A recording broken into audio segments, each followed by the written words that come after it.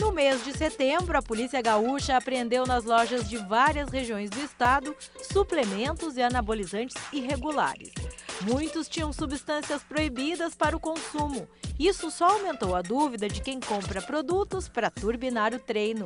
Mas afinal, o que pode e o que não pode? Vamos começar pela diferença entre suplemento e anabolizante, né, Graciele? Que as pessoas ficam muito confusas ainda, né? A palavra anabolismo, ela significa ganho de massa muscular. A confusão vem do quê?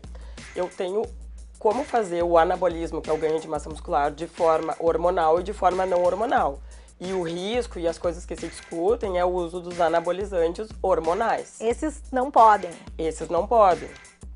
E o que aconteceu nessa apreensão é que algumas lojas, em primeiro lugar, estavam vendendo anabolizantes hormonais, que é totalmente proibido.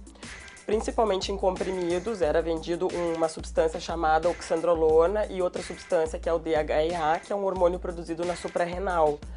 E isso não era liberado, e o que a gente sabe, que até falaram, a questão de lesão em fígado, esses medicamentos, por serem via oral, eles têm muito mais lesão de fígado do que os próprios anabolizantes hormonais injetáveis, porque o via oral, ele passa diretamente pelo fígado. O que pode acontecer se alguém usar esse tipo de anabolizante proibido?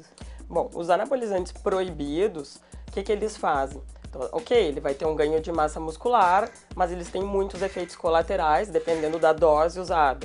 Um dos efeitos colaterais, alteração de enzimas do fígado, que nos exames é a TGO e TGP. Outro problema, esses medicamentos costumam baixar o HDL, que é o colesterol bom, e isso predispõe a eventos cardíacos.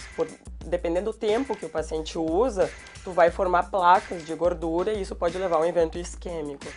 E outra questão é que eles aumentam as células do sangue vermelhas, hematócrito e hemoglobina, e isso também poderia favorecer uma trombose, uma embolia, mas eu estou dizendo assim, claro que isso sem orientação nenhuma, porque tem algumas indicações médicas desses hormônios que são vendidos em farmácia com receituário médico. Administrar esse tipo de suplemento só porque conversou com um colega da academia ou porque teve uma dica, é preciso orientação médica, nutricional quando vai se comprar qualquer tipo de suplementação ou vai se usar qualquer tipo de suplementação? Com certeza, porque falar em suplementos abrange um leque de coisas, não tem um suplemento sem suplementos, tem inúmeros, mais de 1000 suplementos no mercado. Então, o que usar, como usar, tu tem que ter uma orientação de um especialista. O whey protein é a proteína do soro do leite. Se alguém quer pesquisar os estudos científicos, a gente sempre recomenda entrar no PubMed, www.pubmed.com. Tem mais de 2000 estudos científicos com whey protein, com melhora inclusive da função cerebral, melhora da massa muscular.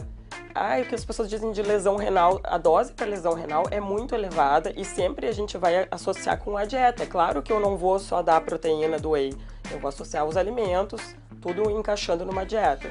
Mas é muito mito sobre o whey protein. As pessoas ainda acham que o whey é anabolizante. O whey é proteína e serve para quê? O whey é a proteína do soro do leite, que o momento ideal de usar ele mesmo seria após atividade física. Por quê?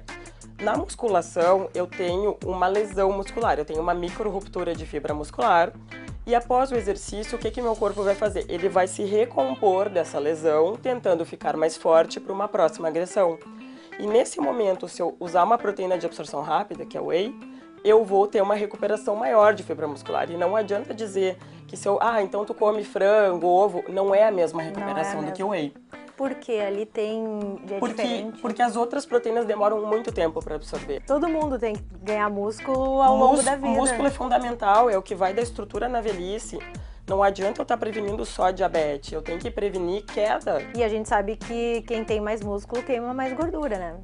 Muito mais gordura. O metabolismo de repouso, que é o que a gente chama de metabolismo basal, ele é mais ou menos 70% do nosso gasto diário.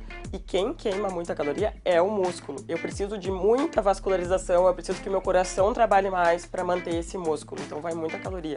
A gente tem estudos que o whey pode ser usado não só para quem faz atividade física, né? Muitos estudos. Tem estudos que falam até que o whey melhora o diabetes. E isso para mim é uma coisa óbvia, porque assim, no momento que eu ingiro mais proteína e menos carboidrato, eu não faço picos de glicose. Aí, se me perguntarem, mas outras proteínas ajudam? Com certeza, mas tem vários benefícios e pode sim ser usado por pessoas que não fazem atividade física. Que indicações e que benefícios essas pessoas vão conseguir consumindo whey? Se eu tenho um paciente num estado de saúde debilitado e que está hospitalizado, tem muitos médicos intensivistas hoje que prescrevem não só whey, como hipercalóricos para ajudar, porque esses pacientes perdem muito peso. E o whey protein usado numa dieta orientado, ele ajuda a reduzir a perda de massa muscular mesmo em quem não faz atividade física. Eu não vou dizer que essa pessoa vai ter ganho sem fazer, mas ele ajuda na perda. A gente sabe que após os 30 anos de idade, existe uma grande perda de massa muscular, em torno de 2% a cada 2 anos. Que cuidados que a gente tem que ter quando vai comprar um suplemento para saber que ele é de boa procedência, enfim, qual é a orientação, né? Eu acho que hoje em dia, mais claro, é que ficaram as coisas no mercado regularizadas pela Anvisa, que foram analisadas. É importante que o rótulo esteja em português com uma tradução corretamente, né? Foi retirado do mercado alguns suplementos que não estavam traduzidos, é uma norma da Anvisa isso. E saber bem o que foi indicado, porque tu chega na loja, tu tem um leque de suplementos, tentar seguir bem a prescrição médica. Ainda a gente pode falar de termogênicos, creatina, mas isso é o que a gente vai falar no próximo bloco. No bloco anterior, a gente mostrou o que pode e o que não pode na hora de consumir suplementos. Mas com tantas opções no mercado, muitas vezes pinta a dúvida. Qual o melhor suplemento para cada pessoa? Como otimizar os resultados da suplementação? Para isso, é preciso saber escolher o produto correto. Quem nos ajuda nessa hora é uma especialista no assunto.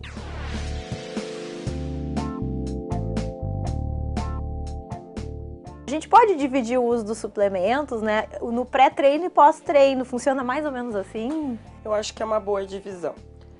O pré-treino são suplementos que têm algumas substâncias que aumentam a força, consequentemente a pessoa vai fazer mais lesão muscular e isso vai fazer um ganho de massa muscular. Então, um pré-treino, por exemplo, que nós temos é a creatina, que é liberada, inclusive no doping, tá?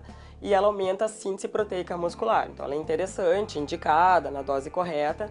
Importante também dizer que a creatina tem que ter algumas pausas para não fazer uma sobrecarga renal. No pré-treino, a gente então poderia ter uma boa opção com a creatina? Não só a creatina, tem outras substâncias nos pré-treinos, que é a glutamina, que é um aminoácido que ajuda a diminuir a perda de massa muscular.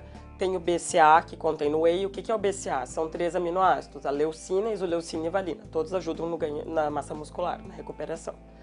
E nos pré-treinos, uma substância que acaba sendo interessante, ela se chama L-arginina, que é um aminoácido que vai fazer o quê?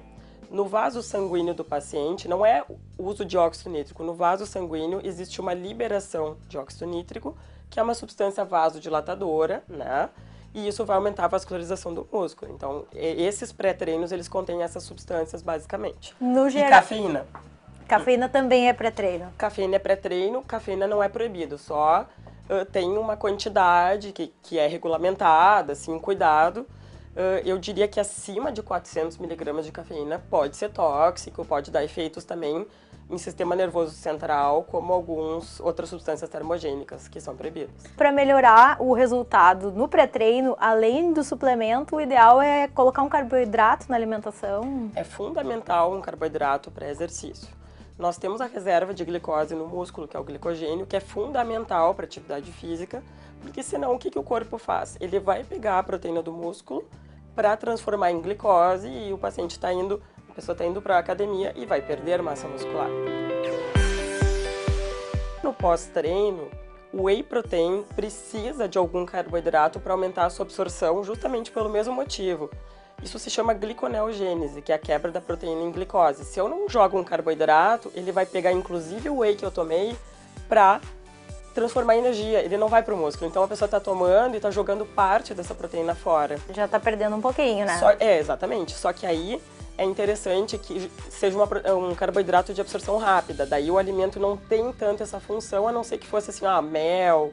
Aí o carboidrato seria suplemento. Maltodextrina, dextrose, tem um outro carboidrato que é amido do milho, que é o oxinase. Então, em resumo, eu preciso de um carboidrato para exercício que pode ser do alimento, eu acho super interessante.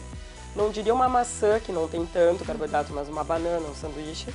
E pós-exercício, whey com o carboidrato de absorção rápida. A gente usa também BCA, que é aqueles aminoácidos, e glutamina, no pré e pós-treino. Tem pessoas que usam à noite também para evitar a perda de massa muscular. Algumas pessoas têm que ter mais cuidado na hora de administrar essa suplementação? Com certeza. Se eu tenho uma coisa que se sabe, se eu tenho um paciente, exemplo, diabético com insuficiência renal, ele não pode ingerir mais do que 0,6, 0,8 gramas de proteína por quilo de peso. Então o whey para esse paciente vai ter dano renal. E daí que vem esse mito. Porque se eu tenho uma lesão renal já, isso pode acelerar essa lesão. Eu diria, os pré e pós-treino também tem que ter cuidado. Esses que têm creatina, é fundamental nesse sentido a orientação médica. Vamos falar de termogênicos. Eu nunca fui a favor, porque é o seguinte, se eu pegar a sibutramina, que é um medicamento, ela é considerada um termogênico. Por quê? Porque ela aumenta a frequência cardíaca e isso aumenta o gasto calórico. Se a sibutramina, que tem muitos estudos científicos, tem riscos e tem polêmica, imagina os termogênicos, que têm substâncias que também aumentam a frequência cardíaca, que existem muitas marcas e que não tem estudo de cada um. Então, os termogênicos liberados são os que têm alguma substância de cafeína e não uma quantidade tão grande. Eu sou totalmente contra termogênicos. Os termogênicos que a gente pode ter aqui tem apenas cafeína? Os que podem ter aqui, eles têm cafeína, chá verde, né? Mas só substâncias consideradas assim naturais, né? Não pode ter o DMAA. E na verdade, mesmo tendo só isso, eles não trariam um benefício, na tua opinião, assim? Olha, eu não vou dizer que não reduz gordura corporal. Reduz, mas a que custo? O risco. O risco. Então, eu tenho um risco cardíaco com o termogênico. Tem que fazer atividade física e uma vida e hábitos saudáveis, né? Hábitos saudáveis, equilibrar com a dieta. Milagre não tem. Não.